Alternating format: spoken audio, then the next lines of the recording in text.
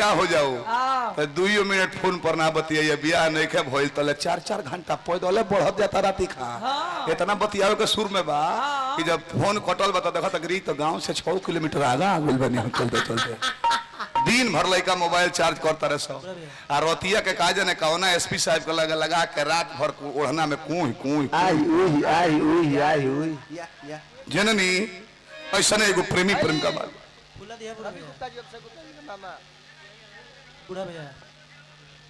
रवि गुप्ता जी बानी अभिषेक गुप्ता जी के मामा जी आशीर्वाद दिले बानी हार्दिक प्रणाम बवे हमारा बे एको बे छेछरा कमेटी के आइल है पैसा काहे ना आइल हो काहे ना आइल बोलो जानते कि जे में बढ़िया छेछरा होयो करे के दिया ई खुदे छेछरा बने चलो बुढ़ा भाई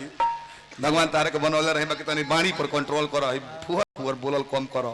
अब हमार लइका फैका तारा बरोबर भइल बड़े से का कहे से कि पापा कितना मोगाई गा होता रहे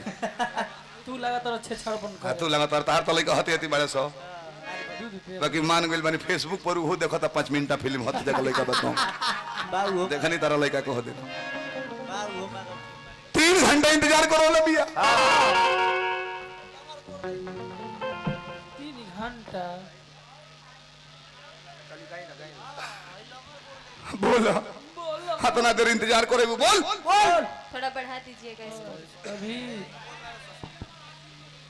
हेलो हेलो उतना ही कि सीटी ना दे बस पढ़ा लिखल हिया हेलो सीटी हेलो हेलो हो गल ऑपरेटर काम हो जाएगा बड़े भईवते हूं मौगा मान गए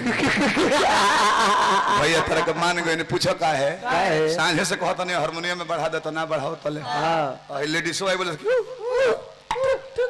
घचाक तो बढ़ा देले नटी पर ले साउंड हो गेला बुझाए लगी बोलो फाटी जाई इजन हां अब रहुआ हमार पीछा मत करी ला ली नहीं का हम रहुआ सब बताएं कहते कि हमार पीछा मत करी हां आगा ना भेटाई तो पीछे नु करे का पड़ी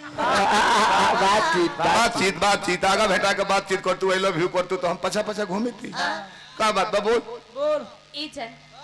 मम्मी पापा हमार जबरदस्ती शादी सेट करा देले बड़े आ हमरा कहला के बाद रहुआ अपन घर संसार बसा ले पी के अपन जिंदगी मत बर्बाद करे एगो हई बारे इनका मैं कहता रे कि एके संगे खाई जाई एके संगे हगल जाई एके संगे अरे बाप रे बाप हमरा लाजे कुर्सी के नीचे ढुके हो गरनी हम कि ढुकते नर नहीं लमाई दे रहा एके संगे का दो लइके होई तो एक संगे लइका कब होई बताओ लो कि ले लो मशीनिया 2-4 दिन खातिर भाड़ा पर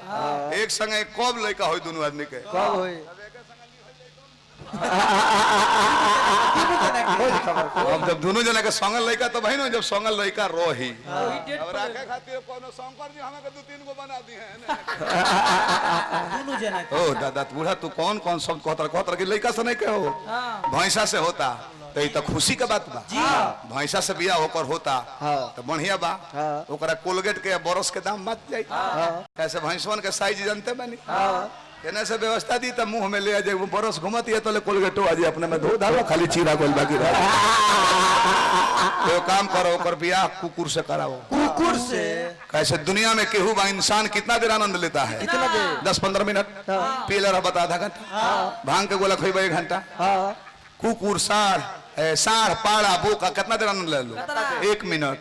बाकी भले पिटाले से कुकुरन इतना मजा केहू के नहीं 1 मिनट टूचन कहे तरह से 1.5 घंटा विधान